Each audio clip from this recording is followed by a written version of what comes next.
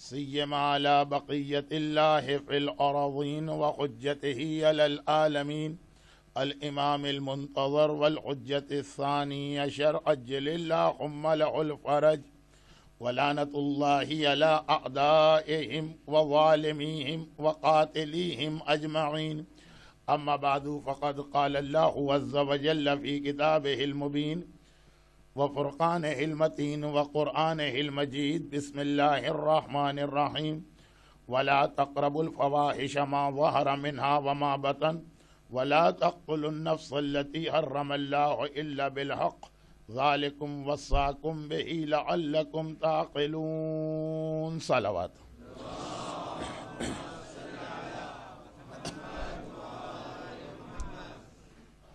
اعظم اللہ اجورنا و اجورکم بمصابنا بالحسین علیہ الصلاۃ والسلام. مولا، آج آخری رات آپ کے مہمان ہیں.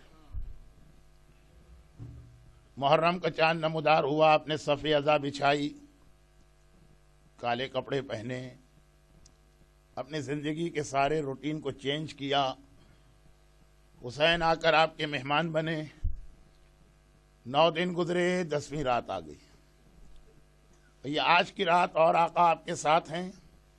کل کی رات جب آئے گی تو آقا اس دنیا سے جا چکا ہوگا. اور جیسا کہ ابھی آپ نے خاک شفا کی تسبیح کی وہ کرامت دیکھی،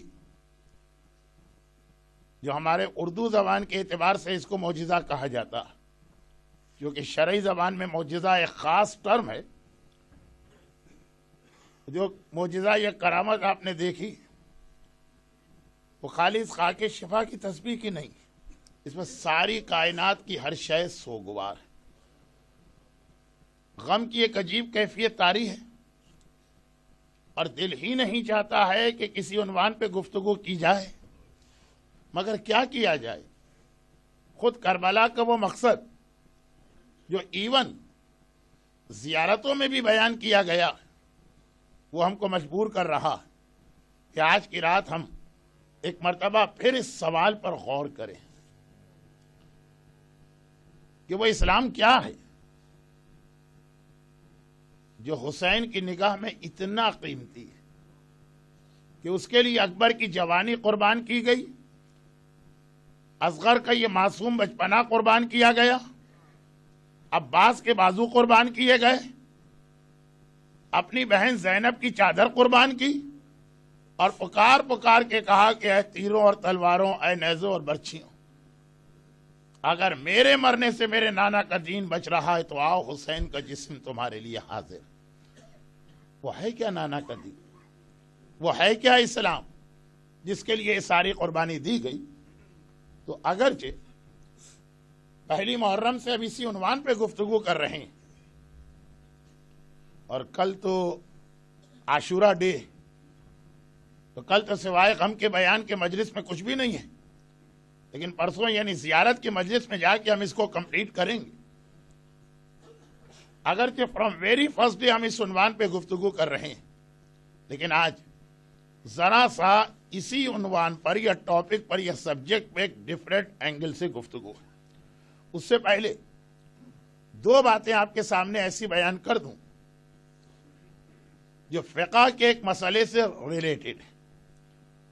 اور آج ہماری قوم کا یہ مسئلہ، فقہ کا یہ مسئلہ ہماری قوم کا بڑا سینسیٹیو ایشو ہے، اور مسئلہ کچھ اتنا ڈیلیکیٹ ہے کہ ٹائم کم ہونے کی وجہ سے اگر میں ذرا سا کوئی سلپ آف ٹنگ ہو گیا یا بات انکمپلیٹ رہ گئی تو جو کنفیوژن آلریڈی ہماری قوم میں ہے وہ اور بڑھ جائے گا. اور اس وقت یہ مسئلہ ایک ایسا مسئلہ ہے جسے اینیمیز آف اسلام اور اینیمیز آف اہل البیت، غیبت امام میں جو ہمارا سب سے اسٹرانگ انسٹیٹیوشن ہے، مرجعیت کے اگینسٹ استعمال کر رہے ہیں. اس کی بہت ڈیٹیل ہے، لیکن میں نے انٹینشنلی اور پرپزلی اس پورے اشرے میں اس مسئلے کو ٹچ بھی نہیں کیا، اور وہ ہے مون سائٹنگ یا چاند کا مسئلہ. جس میں اچھے خاصے متقی اور پرہیزگار اور سینسیبل مومنین بھی بڑے کنفیوز ہیں. لیکن بہرحال یہ ایک اچھی بات ہے کہ کنفیوز ہیں، لیکن اپنے اس کنفیوژن کی وجہ سے جو اپنی شرعی ذمہ داری ہے، جو واجبات کی ذمہ داری ہے، اس کو نہیں چھوڑتے ہیں. ایسا ہوتا ہے نا کہ بعض اوقات آدمی فرسٹریٹڈ ہو جاتا ہے، چھوڑو مرجے کو، چھوڑو فتوے کو، جو ہماری عقل میں آ رہا ہے وہ ہم کریں گے. تو اگرچہ چاند کا یہ مسئلہ بہت سارے مومنین کی عقل میں اس وقت نہیں آ رہا، لیکن پھر بھی کربلا کے واقعے کو ذہن میں رکھ کر یہ خوشی کی بات ہے کہ جیسا مرجے کا آرڈر ہے لوگ اس کو فالو تو کر رہے ہیں. اب میں ادھر نہیں جانا چاہتا ہوں، صرف دو باتیں. پہلی بات یہ کہ مون سائٹنگ کے حوالے سے کبھی کبھار لوگ ایک کرائیٹیریا یہ بنا لیتے ہیں کہ جب کبھی لونر ایکلپس یا چاند گہن ہوتا تو یہ کنفیوژن بعض جگہ پہ میں نے مومنین کے ذہن میں پایا کہ وہ کہتے ہیں کہ یہ لونر ایکلپس یا چاند گہن اس نے پروف کر دیا کہ چاند کی ٹرو ڈیٹ کیا تھی، کیونکہ یہ ہمیشہ فل مون کو یعنی 14th نائٹ کو ہوگا. Totally wrong. شریعت کی بات ہی نہیں کر رہا ہوں، سائنٹیفک کیلکولیشن کی بات کر رہا ہوں، جس کو یوز کر کے بہت سے لوگ شریعت کے اگینسٹ پروپیگنڈا کر رہے ہیں. کیونکہ ابھی ریسنٹ 1-2 سال میں کئی مرتبہ ایسا ہوا کہ چاند کو گہن یا لونر ایکلپس لگا اور وہ 13 نائٹ تھی. لوگوں نے کہا دیکھیے آج تو پروف ہو گیا کہ وہ مرجع کی جانب سے جو اناؤنسمنٹ ہوا وہ غلط تھا. چاند کا گہن بتا رہا ہے کہ آج 14 ہونی چاہیے. تو آپ جائیے جا کے. اچھا، ہمارا ایک بڑا پرابلم یہ، نہ ہمیں ریلیجن کی کمپلیٹ نالج ہے، نہ ہمیں سائنس کی کمپلیٹ نالج ہے. دونوں انکمپلیٹ چیزوں کو لے کے آگے چلتے ہیں، نہ اس کا حق ادا ہوتا ہے نہ اس کا حق ادا ہوتا ہے. اس وقت دنیا بھر کے مسلمان میجورٹی، سب تو نہیں، ایک ویب سائٹ پر اتنا زیادہ ریلائی کر کے بیٹھے ہیں www.moonsighting.com. جو اس میں آ گیا وہ گویا قرآن اور حدیث، اور زیادہ تر 2-3 اور بھی ویب سائٹ ہے، لیکن جو سب سے زیادہ اس وقت پاپولر. اسی سال رمضان میں اس کی کتنی بڑی غلطی سامنے آئی، لیکن اس میں جا کے چیک کر لیجئے گا، لکھا ہوگا کہ لونر ایکلپس فل مون کی رات کو ہونا ضروری نہیں، 2 دن کا فرق آ سکتا ہے. یہ ایک بات. یہ بات میں نے کیوں چھیڑی اس وقت؟ یہ بات میں نے اس لیے چھیڑی کہ خاک شفا کی تسبیح کی کرامت. ہو سکتا ہے کہ کوئی آدمی اس سے کہے کہ یہ پروف ہے اس بات کا کہ آج کا دن عاشورے کا دن ہے. ہو سکتا ہے کہ یہ چیز اس اینگل سے کوئی اس معجزے یا کرامت کو استعمال کرے یا مس یوز کرے. یہ معجزہ جو ہے یہ تو عاشور کے دن ہوتا، تو اس کا مطلب یہ ہے کہ عاشور کا دن آج تھا. اس 1430 ہجرہ میں یا 2009 میں عاشورہ ویڈنسڈے کو تھا، تھرسڈے کو نہیں. یہ بھی غلط. خاک شفا کی یہ تسبیح کی کرامت یہ ہے کہ کربلا میں جس دن عاشورہ ہوگا اس دن قبر حسین کی مٹی جو ہے وہ خون کی طرح ہو جائے گی، بلکہ بعض اوقات خون ہو جاتی. یہ اس بات کی دلیل تو ہے کہ آج کربلا میں عاشورہ کی ڈیٹ تھی. لیکن اس کو پھر یہ نہ سمجھیے کہ ہر جگہ، کیونکہ بعض اوقات بالکل سامنے کی بات بھی لوگ بھول جاتے ہیں. یہ ایک مسئلہ رکھیے ایک طرف. چونکہ اس وقت غیبت امام میں ہمارے پروٹیکشن کا سب سے بڑا انسٹیٹیوشن مرجعیت ہے، اور ڈفرینٹ اینگل سے اس کے اوپر اٹیک ہو رہے ہیں. تو بعض اوقات عزاداری امام مظلوم سے ریلیٹڈ اس قسم کی کرامت بھی ہو سکتا ہے کہ کوئی اگینسٹ مرجعیت استعمال کرے. لیکن دو چیزیں ایسی جسے غیبت امام میں اسلام اور شیعت کے پروٹیکشن کا ایک بہت بڑا ذریعہ سمجھا گیا. ویسے تو خون حسین نے اس طرح سے اسلام کو پروٹیکٹ کیا اور عزاداری نے اس طرح سے شیعت کو پروٹیکٹ کیا ہے, پروٹیکٹ کر رہی ہے اور پروٹیکٹ کرتی رہے گی کہ اور کسی چیز کی ضرورت بھی نہیں. لیکن ظاہری اعتبار سے اللہ نے دو بڑے ذریعے بنائے, جن میں سے دوسری والی چیز ہماری آج کی مجلس کا ٹاپک ہے. پہلی چیز مرجعیت کو بالکل اس ایام اعضاء کے پہلے اشرے میں مجھے ٹچ نہیں کرنا.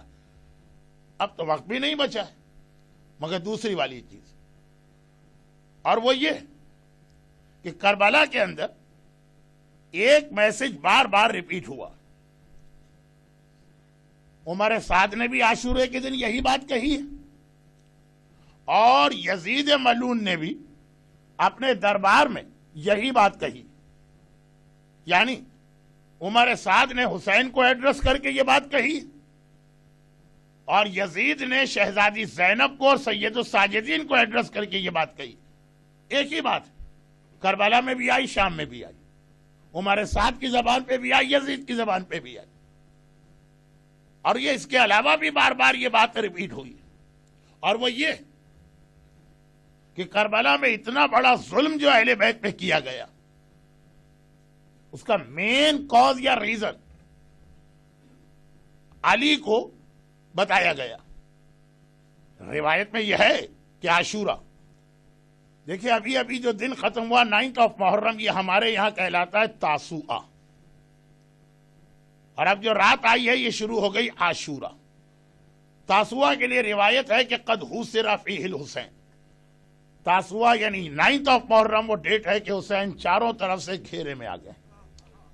اب کہیں کوئی حسین کو ایکسس نہیں کر سکتا ہے. لشکر یزید نے حسین کو گھیرے میں لے لیا, بلکہ تاسوعہ کو عصر کے قریب لشکر یزید نے تو اپنی طرف سے جنگ شروع کر دی تھی.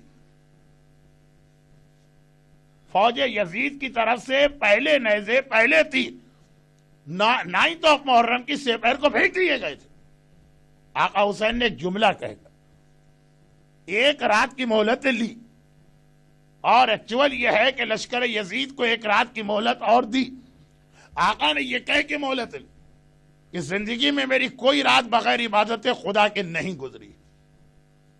دنیا سے جانے سے پہلے ایک اور پوری رات اللہ کی عبادت میں گزارنا چاہتا ہوں. عاشورے کی رات آقا حسین پوری کی پوری رات مصلی پہ گزاری, پوری کی پوری رات نمازوں میں گزاری, اور پوری رات دعا میں گزاری. یہ وہ رات جس میں ہم اور آپ اس عزاخانے میں بیٹھے, اور بٹوین نمازیں اور بٹوین عبادات حسین ڈیفرنٹ ٹائپ کے میسیجز بھی ہم کو اور آپ کو دے رہے ہیں. وہ انشاءاللہ بات آگے آئی. عاشورے کے دن آئے, اور فجر کی نماز کے بعد ابھی میں نے اناؤنسمنٹ میں سنا کہ کل اذان علی اکبر کی وجہ سے ایک پرسے کی مجلس بھی صبح ہوگی. فجر کی نماز کے بعد جب دونوں آرمیز پوری تیاری کر چکی, حسین کی تو فوج بہت چھوٹی سی ہے, ہینڈ فل آف مومنین, وہاں 30,000 کا لشکر. یہی تو کہا جاتا ہے نا کہ آقا حسین اپنی فوج سے کہتے کہ تم لوگ یہاں ٹھہرو, میں عمر سعد سے ایک بات کرنے جا رہا ہوں. اور جو دونوں آرمیز کے درمیان ایک کھلی جگہ ہے کہ جو بیٹل فیلڈ ہے جہاں پہ یہ جہاد ہوگا, وہاں پہنچ کر عمر سعد کو بلایا.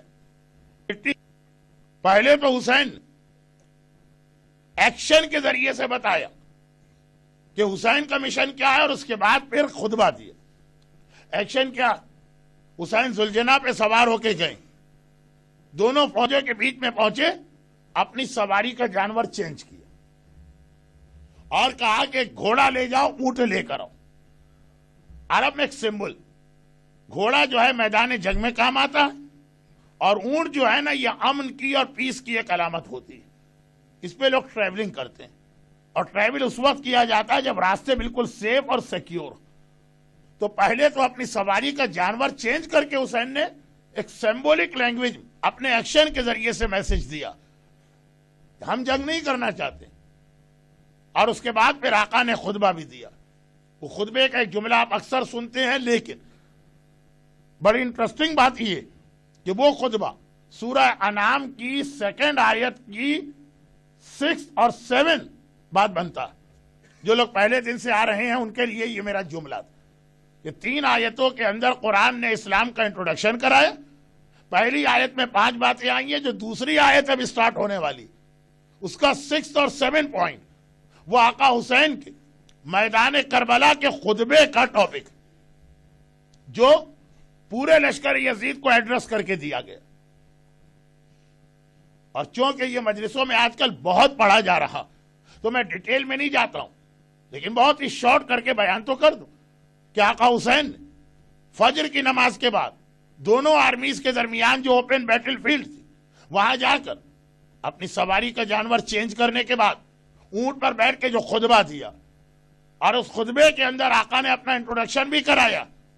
اور اس خطبے کے اندر آقا نے ایک جملہ ایسا کہا جو اکثر ہمارے یہاں مجلسوں میں امام باڑے کی والز پر اور ماتمی جلوس کے آگے آگے بینر کے اوپر لکھا ہوتا. سیم خطبے کا ایک جملہ اتنا فیمس اور دوسرا جملہ مومنین بھی بھول گئے. اسی خطبے میں آقا نے کہا ہیہات من الذلہ الموت اولی من العار. حسین اور یزید کی بیعت کرے، ہیہات من الذلہ، یہ ذلت کبھی قبول نہیں کی جائے گی. الموت اولی من العار، عزت کی موت مر جانا ذلت کی زندگی سے بہتر.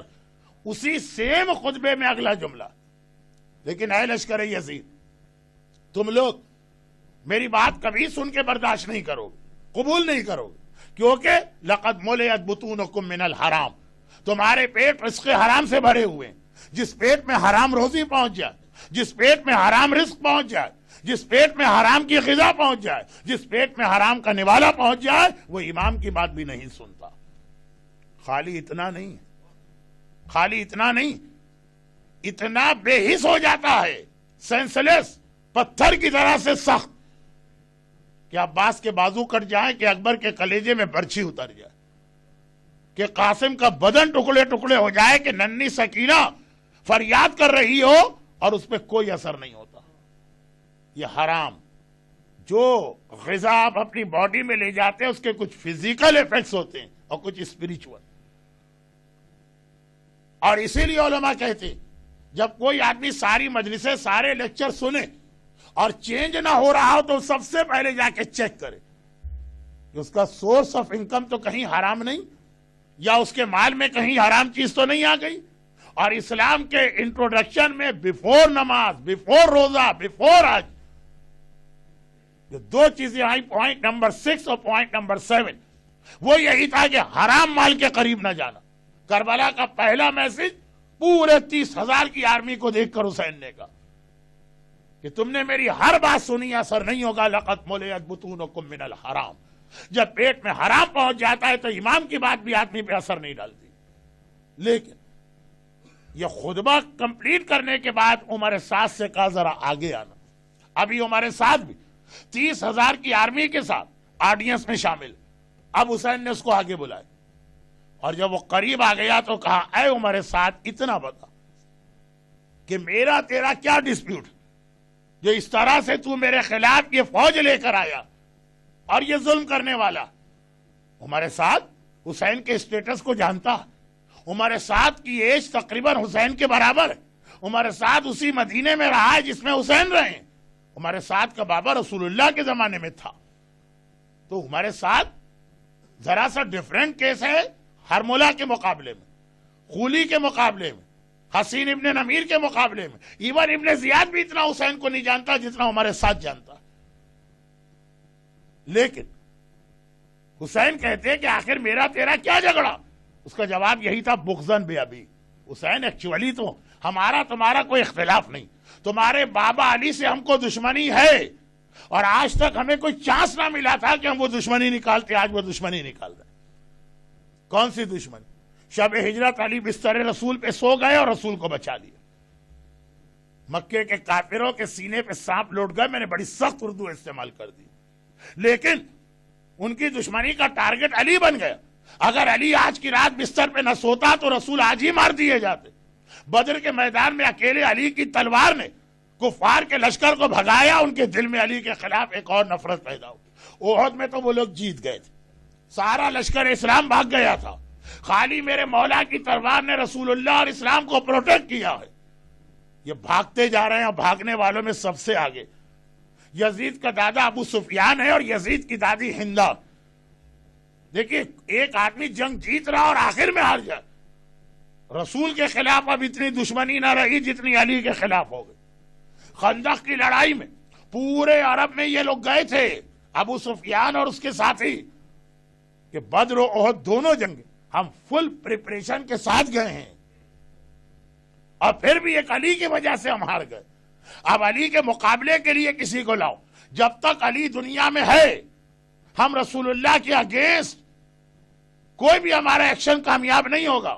تو علی کا جواب لے کر آؤ. پورے عرب میں گئے, اور آخر عمر ابن عبدود نامی ایک ایسے سپاہی کو ڈھونڈ کے نکالا کہ 1 is equal to 1000 مانا جاتا تھا. خالی علی کے لیے لے کر آئے تھے.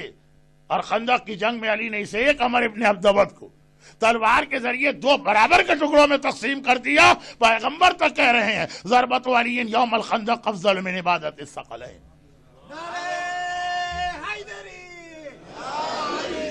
آپ دوست بن کے سن رہے ہیں تو خوش ہو رہے ہیں, اور ابو سفیان دشمن بن کے دیکھ رہا کہ آج تو کوئی چانس ہی نہ تھا محمد کے بچنے کا, علی نے بچا لیا. خیبر کی لڑائی میں مراب و انتر جیسے 2 بڑے پہلوان. خیبر خود بڑی انٹرسٹنگ اسٹوری ہے. اینٹی کلائمیکس خیبر کو کہتے ہیں. شاید آپ نے اس سے پہلے بھی سنا ہو. میں آج سے 20 سال پہلے یہ واقعہ یہاں پڑھ کے گیا, 20 سال. اور وہ یہ کہ خیبر کا پورا علاقہ بنایا گیا تھا رسول اللہ کے لیے. یہ جو خیبر کے مرہب تھے نا, اس کے بزرگ رسول اللہ کے لیے خیبر کو بنا کے گئے. اور یہاں پہ آرمی بھی رکھی گئی تھی کہ جب آخری رسول آئیں گے تو یہ آخری رسول کی ہیلپ کریں گے. مرہب کو ٹرین کیا گیا تھا آخری رسول کے لیے. خیبر میں سونا اور چاندی جمع کیا گیا تھا آخری رسول کے لیے. یہ اینٹی کلائمیکس ہو گئے. کیسے ہوا, کہاں ہوا, کیوں ہوا, یہ تو آج کا ٹاپک نہیں ہے نا آج ٹائم. مگر جب عمر ابن عبدود مارا گیا تو ابو سفیان نے جا کے خیبر کے یہودیوں سے کہا اب ہم مقابلہ نہیں کر سکتے, اب تم کچھ کرو. لیکن میرے مولا نے مرہب و انتر کے بھی برابر کے 2 ٹکڑے کر دیے. چنانچہ علی کی ہر فضیلت جو رسول اللہ کے پروٹیکشن کے لیے ہے, کافروں کو علی کے اگینسٹ کرتی جا رہی. کچھ چانس نہیں مل رہا. جب چانس ملا کربلا میں تو یہ علی کے خلاف ان کی انیمیٹی تھی, جو اصغر کی شہادت سے لے کے اکبر کی شہادت سے لے کے عباس کی شہادت سے لے کے حسین کی شہادت سے لے کے زینب کو قیدی بنانے تک رہی. اور یہی چیز ایکس ٹیمپو یزید کہہ گیا جب اس کے دربار میں سیدانیہ قیدی بنا کے لائی گئی تو بے اختیار کہا کہاں ہے میرے بدر و احد کے بزرگ, آ کے دیکھیں آج میں نے ان کا ریونج لیا.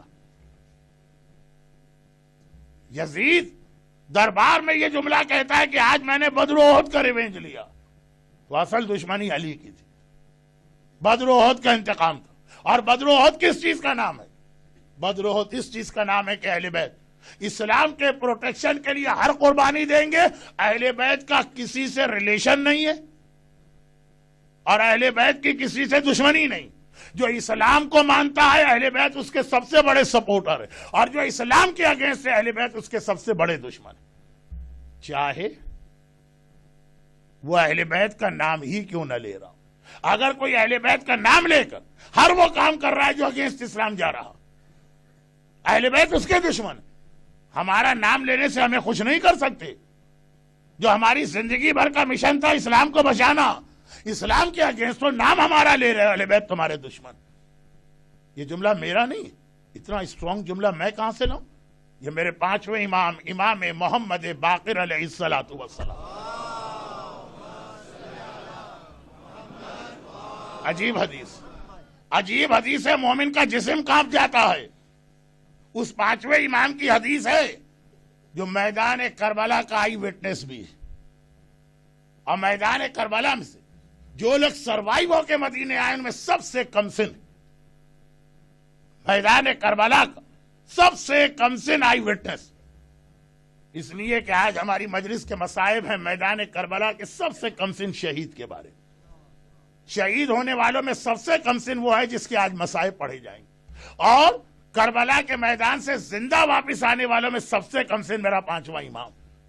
ایک ایک مصیبت پانچواں امام نے اپنی آنکھ سے دیکھی، اور فرماتے ہیں من کانا، یہ حدیث کافی جیسی اتھینٹک کتاب میں، نو ڈاؤٹ ہمارے پاس کوئی کتاب ایسی نہیں ہے جس کی ہر حدیث اتھینٹک، لیکن سب سے زیادہ اتھینٹک کتاب ہمارے پاس کافی، جو ہم عام طور پہ اصول کافی کہتے ہیں، اس کی حدیث من کان للہ مطیعا فہو لنا ولی ومن کان للہ عاصیا فہو لنا عدو، جو اللہ کی اطاعت کرتا ہے وہ ہمارا ولی اور دوست ہے، اور جو اللہ کی نافرمانی کرتا ہے وہ ہمارا دشمن ہے، دشمن ہے، دشمن ہے، دشمن ہے، پانچواں امام کہہ رہا، اور یہ جملے کے ساتھ کہہ رہا کہ خالی یہ اسی حدیث کا جملہ، ٹائم نہیں ہے، میرا ٹاپک تو ابھی ایک طرح شروع بھی نہیں ہوا، اسی حدیث کا جملہ کہ اگر کوئی زبان سے کہتا ہے میں رسول اور علی کا ماننے والا ہوں لیکن اللہ کی نافرمانی کر رہا وہ ہمارا دشمن، کیونکہ کربلا کے میدان میں حسین اسی لیے گئے تھے، جو اللہ کا نافرمان ہے اس کے خلاف حسین تلوار چلائیں، تو اب اللہ کی اطاعت کسے کہتے ہیں؟ اس میں آ رہی تھی چوتھی بات، لا تقربوا الفواحش، اپنے گھر کے ماحول کو بڑا پاک و پاکیزہ بناؤ۔ اور یہاں پہ ایک بات میں یہ بھی کہہ دوں کہ بہت سارے مومنین، نپولین بوناپارٹ کا ایک جملہ کہا جاتا ہے کہ دنیا کا one of the greatest general, اس کا ایک جملہ وہ یہ کہتا کہ میدان میں قدم رکھنے سے پہلے ہی جو ڈی مورلائز ہو گئی فوج، سمجھو اس کی آدھی شکست تو ابھی سے ہو گئی۔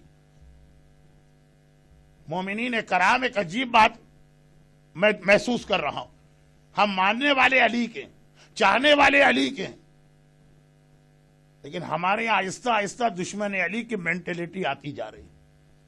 کیسے؟ لوگ کہتے ہیں مولانا آپ کے سارے بھاشن اپنی جگہ، آپ کے سارے لیکچر اپنی جگہ، آپ کی ساری تقریر اپنی جگہ، لیکن آپ کو معلوم ہے کہ آج 21 سینچری کے ویسٹ میں بیٹھ کر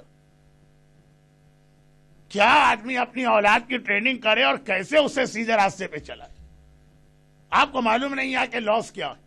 یہ اتنا زیادہ لوگ کہتے تھے، اتنا کہتے تھے، اتنا کہتے تھے، جہاں ہم نے کوئی دین کی بات کی، ارے مولانا پاکستان کے رہنے والے آپ کو کیا پتا یہاں کی نیڈس اینڈ ریکوائرمنٹس کیا؟ ارے مولانا پاکستان کے رہنے والے آپ کو کیا پتا یہاں کے پرابلمز کیا؟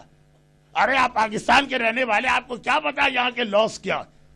ارے آپ پاکستان کے رہنے والے آپ کو کیا پتا بچہ جب اسکول میں جاتا تو کیسا ہمارے کنٹرول سے نکل جاتا؟ اتنا سنا کہ میں بھی فرسٹریٹڈ ہو گیا۔ میں نے کہا اچھا چلے میں ویسٹ میں ہی جا کے 10 سال بیٹھتا ہوں اور چھوٹے بچوں کو لے کے جاتا ہوں اپنے، تاکہ دیکھوں تو صحیح وہ کون سے نئے لاز ہیں جو آپ بتا رہے جو مجھے نہیں معلوم۔ اور الحمدللہ اب مجھے کوئی یہ تانا نہیں دے سکتا، یہ ٹرونٹنگ نہیں کر سکتا، لیکن اس کا ان شارٹ میں بات کہہ رہا ہوں، آپ نے کوئی اسٹرگل کی ہے کہ نہیں؟ کوئی ایفرٹس ہیں آپ کے کہ نہیں؟ یہ پہلے سے ہی آپ نے یہ ڈیسائیڈ کر لیا کہ ہمارا بچہ اسکول میں جائے گا ہمارے ہاتھ سے نکل جائے گا، اور جب ہاتھ سے اس کو نکلنا ہی ہے تو کیوں محنت کر رہے ہو؟ ساری محنت ویسٹ ہو جائے گی۔ حضرت امام خمینی رضوان اللہ علیہ کا ایک جملہ تھا، اللہ نے تمہیں کوشش کا مکلف بنایا ہے، نتیجے کا مکلف نہیں بنایا۔ اب اگرچہ بہت مشکل لفظ میں نے کہا لیکن مجمع سمجھ گیا الحمدللہ۔ تمہارا کام ہے اسٹرگل کرنا، اپنی ایفرٹس کرنا، ریزلٹ کیا نکل رہا ہے یہ اللہ تم سے قیامت میں سوال بھی نہیں کرے گا۔ اللہ یہ نہیں کہے گا تم نے اپنے بیٹے کو نمازی کیوں نہیں بنایا، اللہ کہے گا تم نے ایفرٹس اور کوشش کی تھی نمازی بنانے کی، بس تمہاری ڈیوٹی ختم ہوگی۔ نعرہ بتا رہا ہے کہ بچہ بھی میری مجلس سمجھ رہا، تو کون بچے ہیں جن کی سمجھ میں اردو نہیں آتی؟ اچھا خیر، شب عاشور ایسی بات ٹھیک نہیں ہے، تو خلاصہ یہ ہے کہ یہی میرے مولا کا نہج البلاغہ کا جملہ، السعی منی والاتمام من اللہ، ایفرٹس کرنا میرا کام ہے، ریزلٹ نکالنا اللہ کا کام۔ اللہ والا کام اپنے ذمہ کیوں لے رہے ہیں؟ کہ جی وہ مولانا فلاں صاحب تھے، انہوں نے بڑی کوشش کی لیکن ان کے بچے یونیورسٹی میں گئے تو بگڑ گئے، تو ہم کیوں اتنی محنت کریں؟ چڑیا کی طرح سے بنیے، چڑیا کی طرح سے۔ ایک چڑیا کا تذکرہ کل آیا تھا، الم تر کیف فعل ربک باصحاب الفیل، اور ایک چڑیا کا تذکرہ آج آ رہا ہے جو آپ نے مجلسوں میں بہت سنا۔ حضرت ابراہیم کو آگ میں پھینکا جا رہا، اور اتنی زبردست آگ ہے کہ جن لوگوں نے یہ آگ جلائی، نمرود کی فوج، وہ بھی پریشان ہو گئے۔ کیوں؟ اب آگ یعنی ٹیمپریچر اتنا زیادہ ہو چکا ہے کہ آگ سے قریب جانا تو چھوڑیں، ایک ڈسٹنس پر ہی آدمی کو رکنا پڑتا۔ آگ تو جلا لی، دشمنی تھی نا، ہر آدمی نے کہا 2 لکڑیاں میری جانب سے ڈالو، 4 لکڑیاں میری جانب سے ڈالو، کچھ پیٹرول میں دیتا ہوں، آگ کو اور بڑھاؤ۔ جب 2 مومنوں میں جھگڑا ہوتا ہے، تیسرا مومن کیا پیٹرول ہی تو لے کے آتا ہے نا۔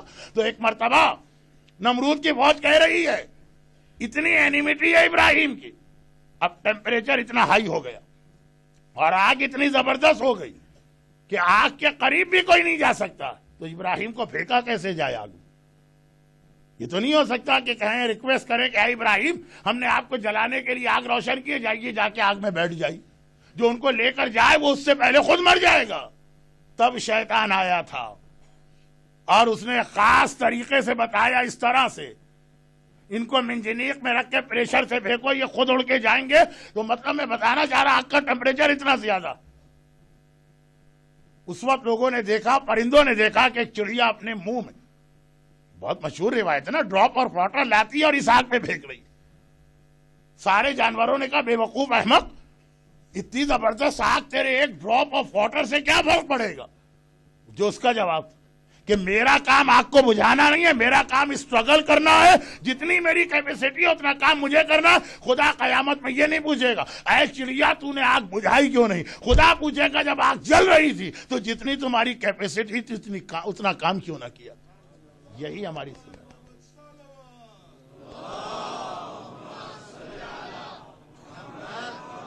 یہی ہماری ڈیوٹی ہے، یہی کربلا کا میسج۔ 6 مہینے کا بچہ اصغر کہے اتنی بڑی فوج کے مقابلے میں میرا جانا بیکار ہے، گیا جیسا ابھی آپ مصائب میں سنیں گے، خود گیا۔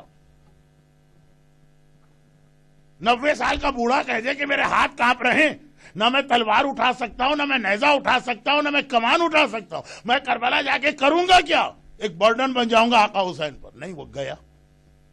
اور اس نے پوچھا آقا میں آ تو گیا ہوں لیکن میری بھی سمجھ میں نہیں آتا کہ میرا کام کیا ہے۔ تو آقا نے کہا نا، تلوار نہیں چلا سکتا، ہاتھ کانپ رہے ہیں۔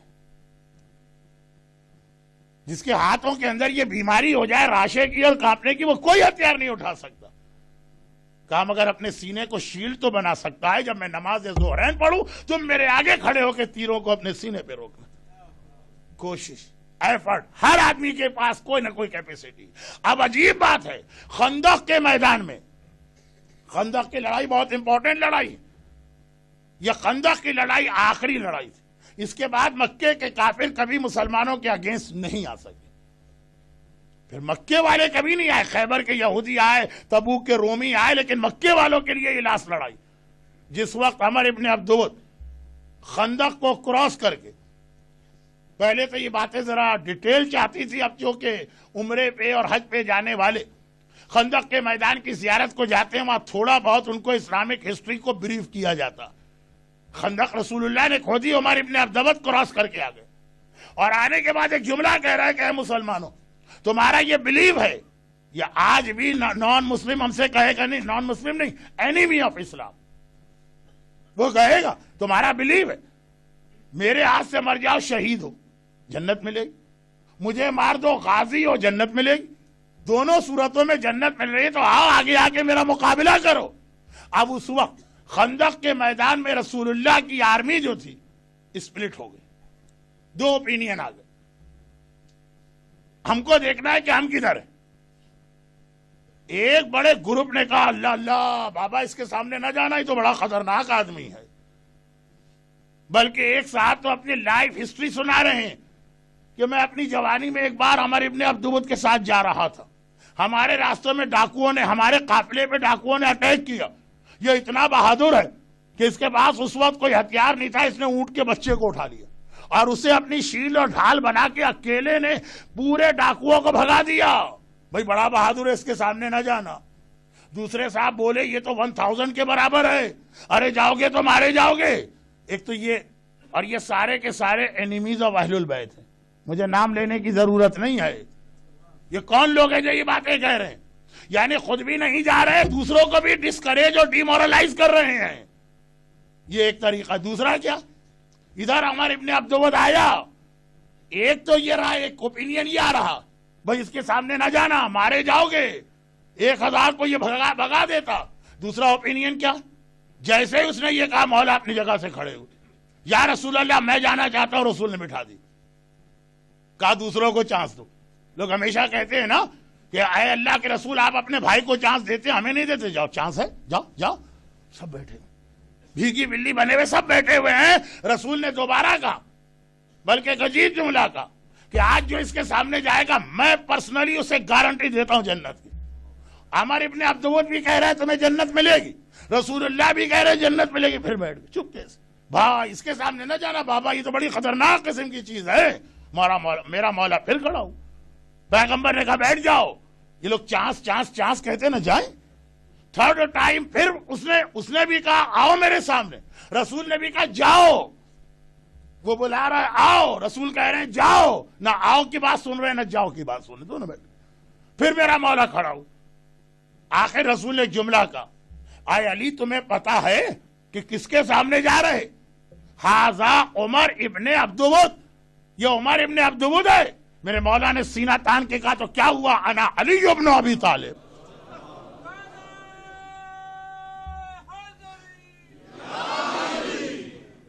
اگر عبدود کا بیٹا ہے تو ہوا کرے, میں بھی تو ابو طالب کا بیٹا ہوں. لیکن علی ڈرے نہ گھبرائے نہ کوئی ایسا. اب دو قسم کی مینٹلٹی خیبر کے میدان میں آئی. ایک یہ ہے کہ خود بھی نہ جاؤ بڑی طاقت کے سامنے, دوسروں کو بھی ڈسکریج کرو, ڈیمورلائز کرو, ڈرا دو. اور ایک علی والی سیرت, کتنی بڑی طاقت ہو ہونے دو, میں اللہ کا سپاہی ہوں, اللہ میری ہیلپ کرے گا. اور کس طرح میرا مولا چلا. اے صاحبان ایمان, تربیت اولاد کی بات آ جائے, گھروں کو پاک و پاکیزہ کرنے کی بات آ جائے, پیٹ میں رزق حلال لے جانے کی بات آ جائے, ہر چیز میں آپ یہ کہیں گے کہ مولانا ویسٹ میں کچھ اور ہوتا. کہاں گیا وہ اسلام جو علی نے خندق کے میدان میں سکھایا؟ پورے کانفیڈنس کے ساتھ جائیے. ہوں گے ہی کچھ لوگ, لیکن ہم بھی آل محمد کے ماننے والے, پوری اپنی ایفرٹس کریں. پھر بھی اگر رزلٹ نہ نکلے تو اللہ آپ سے سوال نہیں کرے گا. اور اس میں اسپیشلی سب سے بڑی ڈیوٹی اسلام نے رکھی ہے ہماری عورتوں. مرجعیت کا ایک بڑا انسٹیٹیوشن ہے, لیکن ہر فیملی اور گھر کے اندر عورت کو بنایا ہے پروٹیکٹر آف اسلام. بہت بڑی ذمہ داری عورتوں کو دی ہے. وہ جو ہم سورہ انعام کی آیتیں پڑھ رہے ہیں, 5 چیزیں آ گئی ہیں, 5 چیزیں باقی ہیں, ان سب کا خلاصہ کہ گھروں میں یہ 10 چیزیں آئیں گی کیسے, یہ ہماری لیڈیز. اور بہت چھوٹی سی ایک بات کہوں, پھر اس کو تھوڑا سا ایکسپلین کروں. اور آج کے مسائل, مدینے کی مسجد, اللہ کے رسول مسجد میں بیٹھے. اچھا, اللہ کے رسول نے 2 ڈیفرنٹ ٹائم سیٹ کیے تھے. فجر کی نماز کے بعد مردوں کو بٹھاتے تھے اور ان کے کوسچن آنسر ہوتے تھے, اور تقریباً اراؤنڈ 10 o'clock. یہ میں اندازے سے بات کر رہا ہوں, سردی گرمی میں چینج ہوگا, یہ عورتوں کے لیے سیشن تھا. تو نارملی عورتیں صبح کے وقت نہیں آتی ہیں, اور مرد جو ہیں وہ 10 بجے کے ٹائم پہ نہیں آتے, انلیس یہ کہ کسی کا ارجنٹ مسئلہ ہو. اور پھر اس وقت صبح کے وقت لوگوں نے دیکھا مسجد النبوی میں باب رحمت سے ایک عورت انٹر ہوئی جس کا نام تھا اسما. یہ اسما بہت ہی کامن نیم ہے عربوں میں, اس کو چھوڑ دیجئے. اسما, وہ اسما نہیں جو شہزادی کی وفات کے وقت حجرے میں تھی, یہ دوسری اسما. اچھا, باب رحمت کیا چیز؟ پیغمبر نے مسجد میں, جیسے اس وقت اللہ کی مسجد, اللہ کے رسول کی جو مسجد ہے نا مدینے, 74 گیٹس. نمبر 1 باب السلام, 73 باب جبرائیل, 74 باب بقی. ان میں سے ایک گیٹ کا نام ہے باب رحمت, گیٹ نمبر 3. آج کل آپ نے دیکھا ہوگا باب جبرائیل کو بھی نارملی بند کر دیتے ہیں اور باب رحمت کو بھی, کیونکہ دونوں دروازوں کی اتنی ایک اسپیشل فضیلت ہے کہ ہر آدمی اس سے انٹر ہونا چاہتا. باب رحمت رسول اللہ نے رکھا تھا کہ بھئی میرے پاس بہت سارے لوگ آتے ہیں, کسی کا ارجنٹ مسئلہ بھی ہو سکتا یا کسی کا بہت امپورٹنٹ مسئلہ بھی ہو سکتا, تو وہ باب رحمت سے انٹر. یہ ایک نشانی ہوگی, جیسے ایمرجنسی ایگزٹ ہوتی کہ صرف ایمرجنسی میں استعمال ہو, باب رحمت. تو باب رحمت سے اگر کوئی آدمی آتا ہے تو نمبر 1 لوگ اس کو راستہ دے دیتے, یہ نہیں کہتے فرسٹ کم فرسٹ, تم دیر سے آئے تو پیچھے بیٹھو. اور دوسرا یہ کہ اس کا مطلب یہ ہے کہ کوئی بہت امپورٹنٹ مسئلہ لایا, تو جیسے ہی عورت فجر کے قریب آ رہی, ایک تو یہی چیز ان یوزول, یہ عورتوں کا ٹائم نہیں, اور پھر یہ عورتیں نماز فجر پیغمبر کے ساتھ جماعت میں پڑھتی ہیں لیکن نماز پڑھ کے چلی جاتی, یہ عورت ہے. تو ایک تو یہ بات کہ اس ٹائم پہ اس کے آنا ہی بڑا ان یوزول, اور پھر گیٹ نمبر 3 باب رحمت سے آ رہی, سب نے راستہ دیا. وہ رسول کے پاس گئی, کہا یا رسول اللہ, آپ کے پاس لوگ لاتے ہوں گے اپنے پرسنل پرابلم, میں اس وقت ایک ایسا پرابلم لے کے آئی ہوں جو مدینے کی ساری عورتوں کا پرابلم, یہ پوری کمیونٹی کا پرابلم, یہ میرا پرسنل نہیں, اور اسی لیے میں آئی ہوں کہ اتنے بڑے مجمع کے سامنے یہ سوال کروں. اور وہ یہ ہے کہ یا رسول اللہ, آپ رحمت للعالمین اور عادل خدا کے ریپریزنٹیٹیو ہیں, آپ نے کبھی مرد اور عورت میں کسی قسم کا کوئی ڈیفرینشیٹ نہیں کیا, بلکہ ہمیشہ سے عورتوں کو پیغمبر نے ذرا سا زیادہ ان کی پریس کی, اپنی بیوی خدیجہ طاہرہ کے ذریعے بھی اور اپنی بیٹی فاطمہ زہرا کے ذریعے.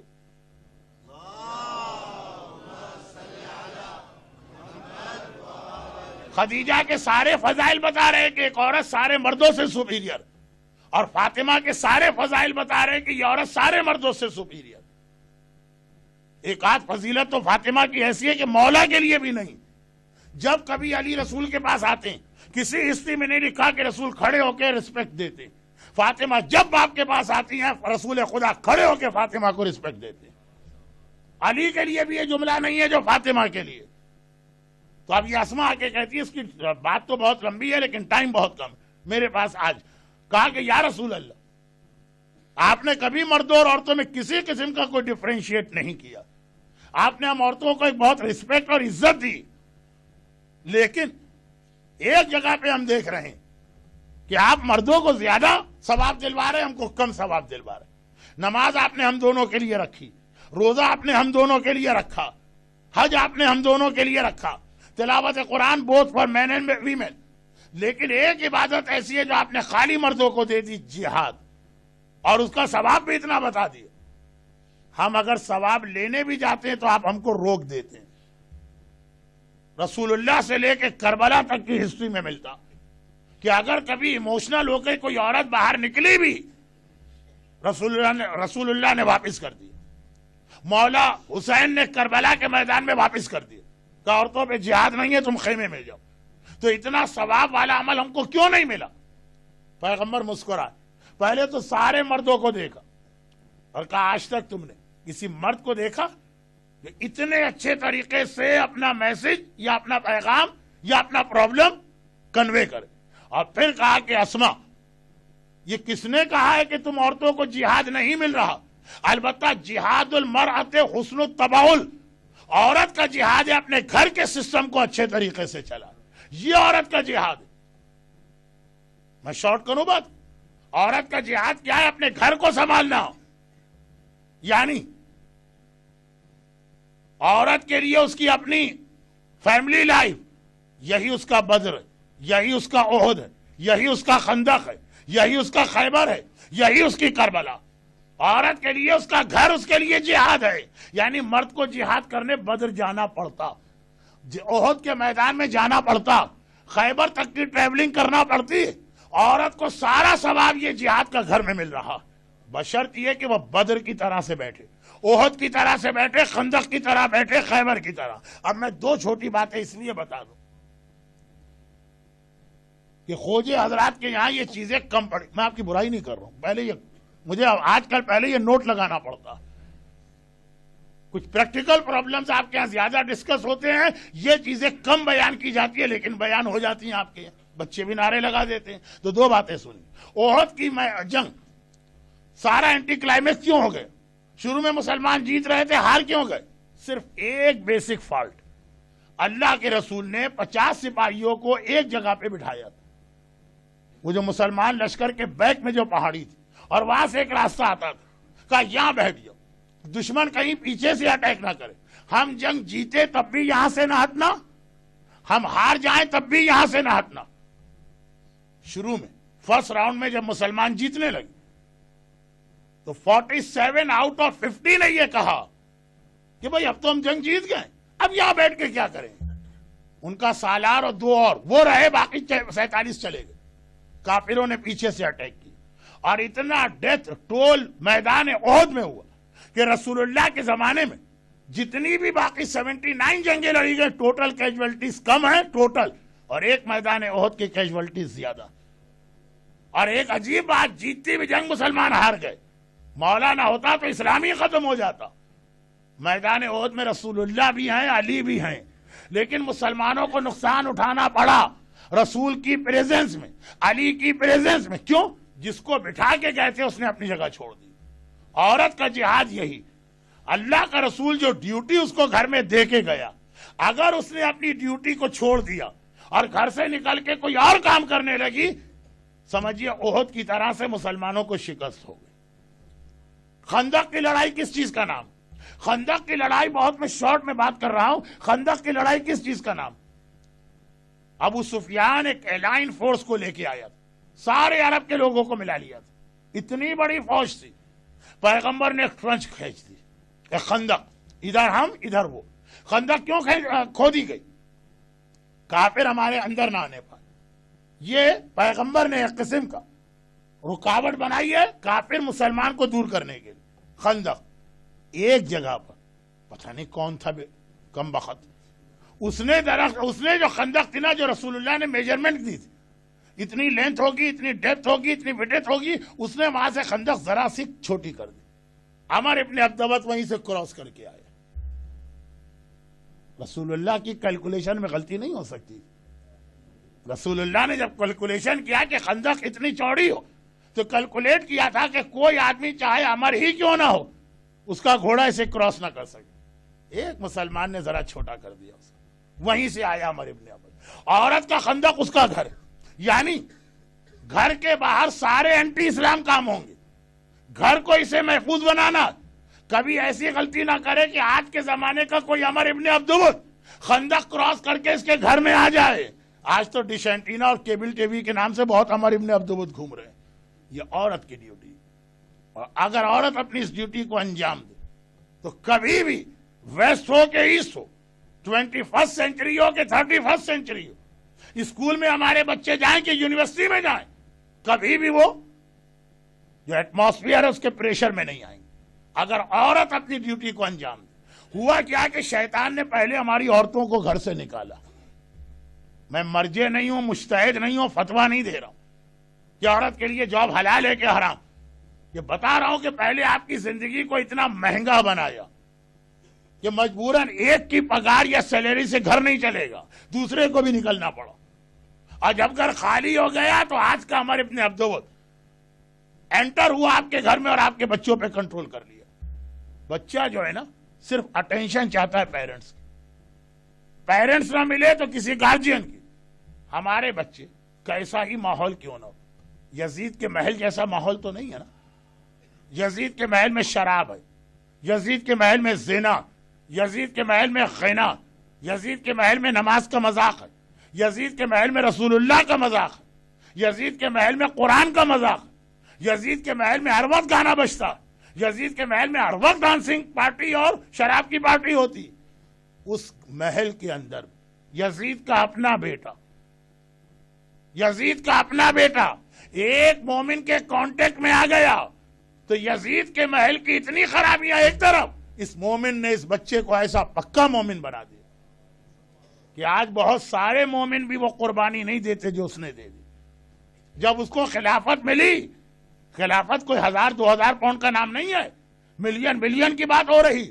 اس نے کک مار دی، مجھے نہیں چاہیے یہ خلافت جو خون حسین کے اوپر حاصل کی گئی۔ ہم 100 میں 20 پاؤنڈ خمس دیتے ہوئے 10 مرتبہ سوچتے ہیں کہ دیں کہ نہ دیں، اور دیں تو کس طرح دے کے واپس لے لیں۔ اتنی بڑی قربانی وہ دے رہا ہے۔ اور یزید کا بیٹا، یزید نے کون سی اسے پاکیزہ غذا کھلائی ہوگی؟ یزید نے کون سا اسے نماز روزے کے ماحول میں رکھا ہوگا؟ یزید نے کون سا اسے حرام سے بچایا ہوگا؟ ارے ایٹماسفیئر کتنا ہی خراب کیوں نہ ہو، اگر بچے پہ فل اٹینشن دی جائے تو جب یزید کا بیٹا اتنا پکا مومن بن سکتا ہے تو ہمارے بچے تو مومن کے بچے ہیں۔ آپ میدان میں جائے بغیر ہی کہتے تھے کہ مولانا یہاں یہ پاسبل نہیں۔ کیوں پاسبل نہیں جب یزید کے محل میں پاسبل ہے؟ ڈاکٹر ذاکر نائک 2 سال سے جو فاؤل لینگویج استعمال کر رہا، میں اکثر ایک جملے میں جواب دیتا ہوں، تم 13 سینچریز کے بعد آگے یزید کا فیور کر رہے، اور یزید کا اپنا بیٹا جو اس زمانے کا آدمی ہے وہ اپنے باپ کو کنڈیم کر رہا۔ 13 سینچری کے بعد تم یزید کو جانو گے یا اس کا اپنا فیملی ممبر اپنے باپ کو زیادہ جان رہا ہو؟ خود یزید کے بیٹے کی لائف ہسٹری بہت توجہ سے پڑھیے، اس کے ریفرنسز نوٹ کر لیجیے، اور ایسے سارے دشمن اہل بیت کو شارٹ ریپلائی آپ کا یہی ہوگا۔ بیٹا اپنے باپ کو اتنی اچھی طرح جانتا کہ کہہ رہا ہے کہ میرا باپ جہنم میں جل رہا ہے، میں اس کے اندر شیئر لے کے کیوں اپنے آپ کو جہنم میں لے جاؤں؟ ہمیں مسئلہ پتا چلا کہ بابا نے فلاں مکان حرام طریقے سے بنایا، ہم نے کہا وہ جانے قبر جانے، ہمیں تو باپ سے ملا، ہم تو اسی کو یوز کریں گے۔ کتنے لوگ ہیں جو قربانی ایک مکان کی دے دے، ایک بزنس کی دے دے۔ مگر میں اصل بات یہ نہیں کہہ رہا ہوں، یہ ٹائم نہیں رہا، اصل بات کہہ رہا ہوں اٹینشن چاہیے بچے کو۔ اگر آپ فل اٹینشن دیں گے تو 90% اس ماحول میں بھی آپ اپنے بچوں کو بچا لیں۔ اور فل اٹینشن کے لیے سب سے امپورٹنٹ رول عورتوں کا۔ آج بات کمپلیٹ نہیں ہوئی، اس سے پہلے کہ عورتوں کو کوئی آبجیکشن ہو، وہ 2 دن کے بعد میری زیارت کی مجلس اور سنیں۔ لیکن میدان کربلا مردوں کا جہاد تو ہے اپنی جگہ، لیکن میرے خیال میں کربلا کی عورتوں کا جہاد مردوں سے بھی زیادہ بڑا ہے۔ کریڈٹ کربلا کی ان عورتوں کو جاتا جنہوں نے اس طرح سے اپنے بچوں کو کربلا کے جہاد کے لیے مینٹلی اور فزیکلی پریپیئر کیا۔ اور ایک جملہ میں بہت زیادہ کہا کرتا ہوں کہ جب میں کربلا کا جہاد دیکھتا ہوں کہیں یہ جملہ انسلٹنگ نہ ہو جائے۔ آقا حسین آپ میری نیت جانتے ہیں، انسلٹنگ وے میں نہیں کہہ رہا ہوں۔ جب میں کربلا کا جہاد دیکھتا ہوں تو زینب اور ام کلثوم کا جہاد دیکھ کر مجھے کوئی زیادہ حیرت نہیں ہوتی۔ وہ تو جو بھی جیسا بھی جہاد کرے کم، بھائی علی اور فاطمہ کی بیٹیاں ہیں، انہوں نے فاطمہ کا دودھ پیا، ان کی رگوں میں علی کا خون ہے، یہ اس گھر میں رہی ہیں جہاں حسن و حسین کا بچپنا گزرا۔ انہوں نے آنکھ کھولی، عجیب گھر تھا علی کا گھر، باپ کو دیکھا تو معصوم، ماں کو دیکھا تو معصومہ، بڑے بھائی کو دیکھا تو معصوم، چھوٹے بھائی کو دیکھا تو معصوم۔ تو یہ جو بھی کرے کم ہیں۔ ہم تو سلام کرتے ہیں کربلا کی ان عورتوں کو جو امتی گھر میں پیدا ہوئی، جن کا نہ باپ معصوم ہے، نہ ماں معصومہ ہے، نہ بھائی معصوم ہے، نہ گھر میں عصمت۔ عام کلمہ پڑھنے والے خاندان سے آئی، اور وہ خاندان بھی کوئی بہت ہی ہائی اسٹیٹس نہیں رکھتے ہیں۔ بھائی فرض کیجئے کہ سلمان فارسی کی کوئی بیٹی آتی یا ابو ذر غفاری کی، تو پھر بھی سمجھ میں آتا کہ یہ معصوم نہیں ہے، لیکن معصوم کے بہت کلوز ہیں۔ یہ عام سے خاندان، لیکن اللہ اللہ اہل بیت کے گھرانے میں آ کر یہ خواتین اس طرح سے مکس اپ ہو گئی کہ اگر ہمارا عقیدہ نہ ہوتا کہ زینب کا اسٹیٹس ہائی، تو ہم تو زینب میں اور رباب میں فرق بھی نہیں کر پاتے۔ منزل جہاد پہ آپ کو کہیں کوئی فرق نظر آ رہا؟ جو زینب کے جہاد کا اسٹائل ہے وہی رباب کے جہاد کا اسٹائل، جو ام کلثوم کا جہاد ہے وہی ام فروا کا جہاد ہمیں نظر آ رہا۔ وہ تو ہمارے عقیدے سے پتا ہے کہ زینب و کلثوم کا رتبہ بلند۔ ایک بہت مشکل سا اردو کا لفظ ہے، استعمال کر کے بہت ٹائم نہیں ویسٹ کروں گا۔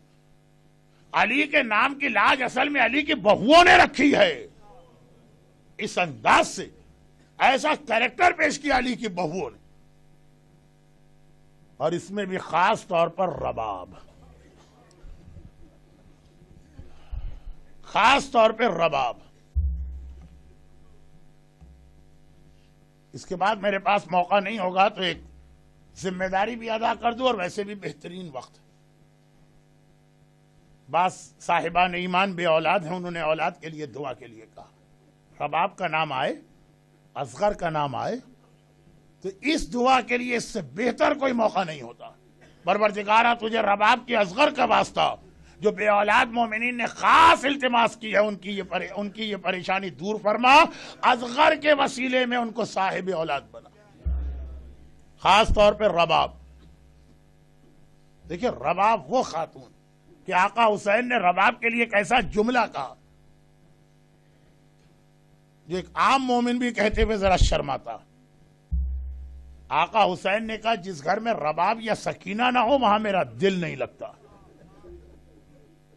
بیٹی کے لیے باپ کہے تو پھر بھی سمجھ میں آتا، لیکن پبلک کے اندر اپنی کسی بیوی کو اس طرح پریس کرنا، یا رسول اللہ کا طریقہ ملتا ہے خدیجہ طاہرہ کی تعریف ہوتی ہے، یا آقا حسین کا طریقہ ملتا ہے کہ رباب کی تعریف۔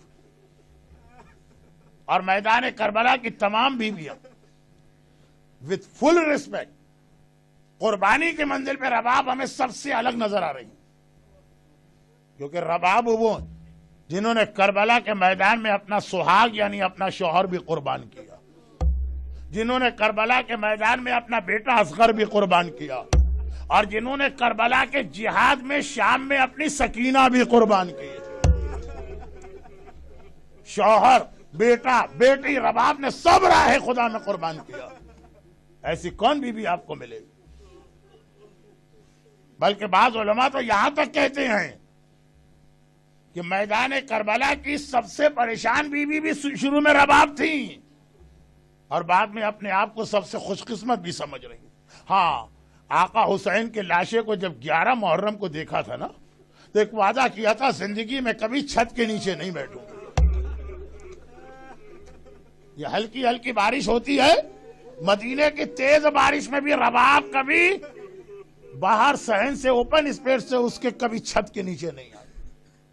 مگر یہ بات کی منزل ہے، اس سے پہلے بعض علماء پڑھتے کہ شب عاشور، آج کی رات شب عاشور ہے نا، کربلا میں آج کی رات اور 24 گھنٹے کے بعد کی رات کتنا بڑا چینج، کتنا بڑا انقلاب آ جائے گا۔ آج کی رات کربلا کے میدان میں جائیے، 61 ہجری میں سارے خیمے لگے، کل یہ سارے خیمے جل چکے ہوں گے۔ آج ہر بیوی کے پاس اس کا وارث بیٹا بیٹھا، کل یہ سارے بیٹے مقتل کے اندر ان کے سر کٹے ہوں گے، ان کے بے سر کے لاشیں پڑے ہوں گے۔ آج بیٹی کے سر پہ ہاتھ پھیرنے والا باپ ہے، کل یہی بچی یتیم ہو چکی ہوگی۔ مگر شب عاشور کے حوالے سے کچھ مسائل آج آپ رات کی مجلس میں سنیں گے جو یہاں میں نے سنا ہے ہوتی، اور کل دوپہر میں کچھ پڑھوں گا۔ ابھی تو یہ بات ہے کہ آقا حسین جیسے ہی شب عاشور آئی، پہلے مردوں کا ٹرائل یا ٹیسٹ کیا اور پھر عورتوں کا۔ مردوں کے لیے پوری میٹنگ بلائی، عورتوں کے لیے میٹنگ نہیں بلائی۔ آدھی رات کے قریب آقا اپنے مصلی سے کھڑے ہوئے اور ایک بار بیویوں کے خیمے کو باہر سے دیکھتے ہوئے چل رہے۔ ہر خیمے میں ہر بیوی بہت خوش نظر آ رہی ہے، کل کے جہاد کی تیاری کر رہی ہے۔ لیلا کے خیمے کے قریب سے گئے، دیکھا اپنے اکبر کو کل کے لیے تیار کر رہی۔ اونو محمد زینب کے خیمے کے قریب سے گئے، دیکھا زینب اونو محمد کو کل کے جہاد کے لیے تیار کر رہی۔ کبھی جعفر تیار کے حالات سناتی ہے جو ان کا دادا، اور کبھی حیدر کرار کے حالات سناتی ہے جو ان کا نانا۔ فروا کے خیمے کے قریب گئے، قاسم کی تیاری ہو رہی۔ البتہ ایک خیمے کے ابھی قریب پہنچے تھے، دیکھا بھی نہ تھا اس خیمے سے رونے کی آواز آ رہی۔ حسین تیزی سے آگے بڑھے، یہ خیمہ رباب کا خیمہ، دیکھا اصغر کے گہوارے پہ سر رکھے ہوئے رباب رو رہی۔ حسین نے پوچھا رباب کیوں رو رہی ہو؟ کیا اصغر مر گیا؟ 3 دن کا پیاسا ہے، یعنی 2 دن اور 2 راتیں، 3 راتیں، اصغر کو کوئی نقصان پہنچ گیا، رو کیوں رہی؟ بڑا عجیب جملہ رباب نے کہا، کہا آقا میں تو رو رہی ہوں اپنی بدقسمتی پر، میں تو رو رہی ہوں اپنی محرومی پر، ہر بیوی کو دیکھ رہی ہوں کہ کل کے جہاد کے لیے کیا تیاری کی جا رہی ہے، لیکن آقا اس گھر میں آ کے اللہ نے مجھے سب دیا، اولادیں بھی دی، مگر 2 اولادیں اس طرح سے دی کہ دونوں جہاد کے لیے نہیں جا سکتی ہیں۔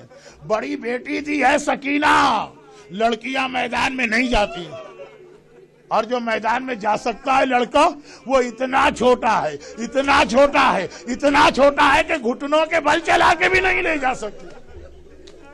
آقا کل جب یہ ساری بیویاں شہزادی فاطمہ کے سامنے جائیں گی تو اپنی اپنی قربانی لے کے جائیں گی اور رباب خالی ہاتھ جائے گی۔ مجھے نہیں معلوم آقا نے رباب کو کیا جواب دیا۔ ہم اور آپ ہوتے تو ہاتھ جوڑ کے کہتے ارے شہزادی آپ کہہ رہی ہیں میری سکینہ جہاد نہیں کر سکتی، ارے سکینہ تو تماچے کھا کے ایسا جہاد کرے گی کہ نام یزید کو گالی بنا دے گی۔ آپ کہہ رہی ہیں میرا اصغر اتنا چھوٹا کہ گھٹنوں کے بل بھی نہیں چل سکتا، ارے اصغر تو کل ایسا جہاد کرے گا کہ دنیا اکبر کا جہاد بھول جائے گی، دنیا عباس کا جہاد بھول جائے گی۔ یہ خالی اوریٹری کا جملہ نہیں ہے، پورا لشکر یزید نہ اکبر کے جہاد میں رویا ہے نہ عباس کے جہاد میں رویا ہے، اصغر کو دیکھ کے منہ پھیر کر یزیدی رونے لگے۔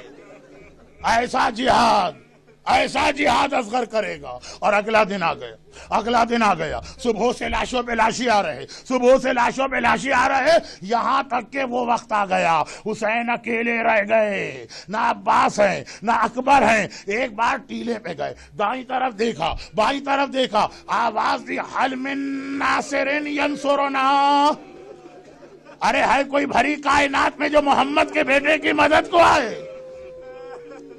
اور کہیں سے جواب تو نہ آیا۔ خیمے سے بیویوں کے رونے کی آواز آنے لگی۔ حسین ٹیلے سے اتر کے خیمے میں گئے، کہا زینب کیا بات ہے، ابھی میں زندہ ہوں، بیویاں کیوں رو رہی ہیں؟ زینب نے کہا بھیا جیسے ہی تو نے حل من ناصرین کہا اصغر نے اپنے آپ کو گہوارے سے باہر گرا دیا۔ شاید یاد دلا رہے ہو بابا، ابھی آپ کا ایک ناصر باقی ہے، ابھی آپ کا ایک سپاہی باقی ہے، جب تک اصغر زندہ ہے استغاثہ بلند نہ کرے، ارے میں موجود ہوں۔ حسین نے اصغر کو گود میں اٹھایا اور ایک مرتبہ کہا کہ زینب میں حجت تمام کرنے کے لیے اس کو لے جا رہا ہوں۔ رباب نے دیکھا میرا ششمہ ہا، اللہ اللہ، یہ مصیبت بھی وہ ہے کہ خالی مائیں سمجھ سکتی ہیں، جن کی گودوں میں چھوٹے بچے ہیں صرف وہ ماں سمجھ رہی ہوگی رباب پہ کیا گزر رہی ہے۔ حسین نے رباب کو گود میں لیا، اصغر کو گود میں لیا۔ رباب نے دیکھا، گھبرا کے کہا آقا میرا اصغر کہاں جا رہا ہے؟ حسین نے کہا رباب میں مقتل میں لے جا رہا ہوں، کہا کہ ذرا اصغر کو میری گود میں دے دیجئے۔ حسین نے اصغر کو رباب کی گود میں واپس کیا، اصغر کو لے کے رباب خیمے میں جانے لگی۔ حسین نے کہا رباب کیا مقتل میں بھیجنے کا دل نہیں چاہ رہا؟ کہا گھبرا کے کہا نہیں آقا ایک اور بات ہے، تھوڑی دیر کے بعد لے کر آئیں۔ تو حسین نے کیا دیکھا؟ رباب نے بچے کا نیا کرتا پہنا دیا ہے، بالوں میں کنگھی کر دی ہے، آنکھوں میں سرما لگا دیا ہے، بہت چھوٹا ہے مگر شیر خدا کا پوتا ہے، پورا سپاہی بن کے میدان میں جائے گا۔ میں نے کسی کتاب میں نہیں پڑھا، لیکن ایک اپنے استاد سے سنا ہے کہ وہ جاتے جاتے ایک بار رباب نے کہا اصغر بیٹا تھوڑی دیر کے بعد تو اپنی دادی کی گود میں ہوگا، اگر دادی کہیں کہ ماں نے منہ نہ دھلایا کہہ دینا اماں کے پاس پانی نہ تھا اس لیے اس حالت میں تھے۔ شیر خدا کا پوتا پوری شان کے ساتھ، عباس جیسی شان کے ساتھ چلا اور ایک بار حسین کی گود میں میدان کربلا میں پہنچا، اور حسین نے کہا اصغر تم شیر خدا کے پوتے ہو، اپنی حجت خود تمام کرو۔ ارے کیا عباس و اکبر کی تلوار کا وہ اثر ہوگا؟ ادھر اصغر نے اپنے سوکھے ہونٹوں پر ننھی سی زبان پھیرنا شروع کی، سارا لشکر یزید منہ پھیل کے پھیر کے رونے لگا۔ عمر سعد گھبرا گئے، ہرملا کے پاس آیا، ہرملا اقطع کلام الحسین، ہرملا اگر یہ بچہ کچھ دیر اور رہا تو بغاوت آ جائے گی، میری فوج میرے خلاف ہوگی، کسی طرح حسین کا کلام کاٹ دے۔ ہرملا نے کہا اچھا، ایک بار تیر اٹھائے، ایک بھال کا تیر بھی ہے، 2 بھال کا تیر بھی ہے، 3 بھال کا تیر بھی ہے۔ ایک بھال کا تیر عرب میں آدمی کی گردن توڑنے استعمال ہوتا، اور 3 بھال کا تیر جب کسی گھوڑے کی گردن توڑنا ہو یا درخت میں سوراخ کرنا ہو، تیر کا اپنا وزن اصغر کے وزن سے زیادہ. ایک بار تیر اٹھایا، کہاں گھوڑے کی گردن، کہاں ششماہے کا ننھا سا گلا، اور کمان میں تیر لگایا، پھینکنا چاہتا ہے تیر، ہاتھ کانپے، تیروں کمان گر پڑے. دوبارہ کوشش کی، تیروں کمان گر پڑے، پھر کوشش کی، تیروں کمان گر پڑا. اس کا دوست سنان آیا، ہرمولا اگر کوئی مجھ سے پوچھے عرب کا سب سے بڑا بہادر کون ہے، میں تیرا نام لوں گا. ایک بچے سے ڈر گیا.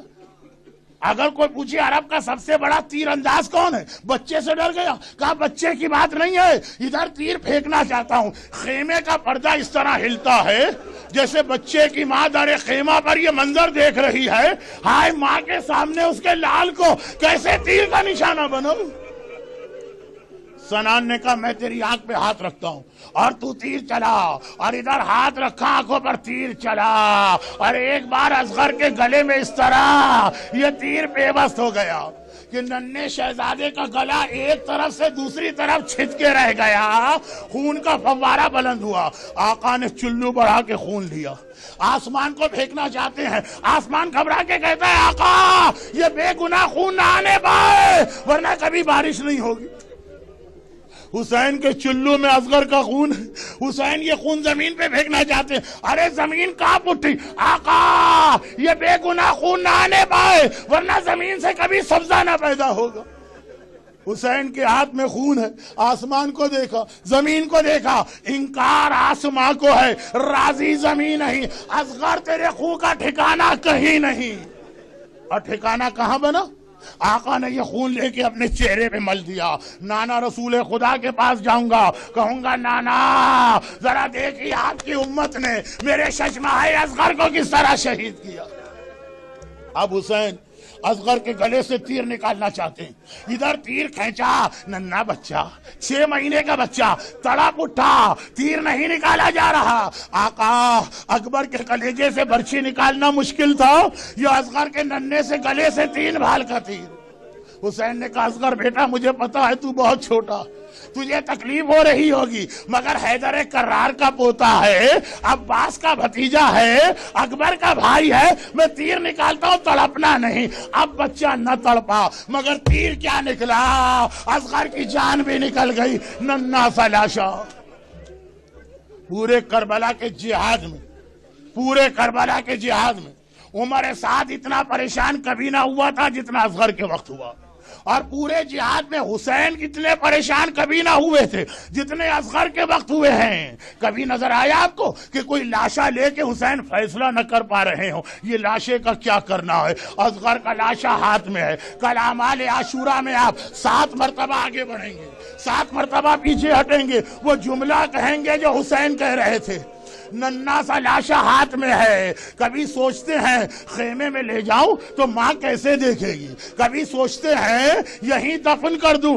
7 مرتبہ آگے بڑھے، انا للہ و انا الیہ راجعون رضا بقضائک و تسلیما لامر.